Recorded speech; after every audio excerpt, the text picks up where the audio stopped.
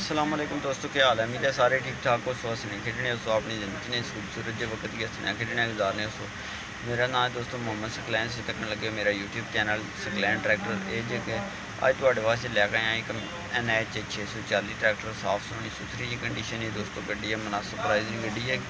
जे तुम खरीदना चाहो तो जनाब तुम रबता कर सकते हो। ठीक है, अगर चलने गड्डियाँ करने पहले रिव्यू बाकी गलबात अगर चल के शेयर करने वीडियो की लाइक फॉलो जरूर करो। आज गड्डी चेक करें।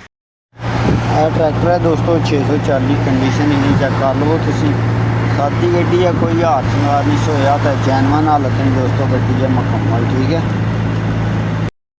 तक ये दोस्तों कैसी लगी है गड्डी यकीन जानो सोनी सुथरी साफ थी मुनासिब प्राइस नहीं गड्डी है। जैसी खरीदना चाहो तो रब्ता कर सकते हो। रब्ता करने का सिंपल जहा तरीका, वीडियो की लाइक करो, चैनल की सब्सक्राइब करके चैनल की ओपन करो, चैनल की डिस्क्रिप्शन भी जाओ तो मेरा कटो नंबर कट के तो रब्ता कर लो। ठीक है, मैंने दोस्तों मोहम्मद सकलैन आखने तकन लगे यूट्यूब चैनल सकलैन ट्रैक्टर। बाकी मिलने ख्याल रखे अपना अल्लाह।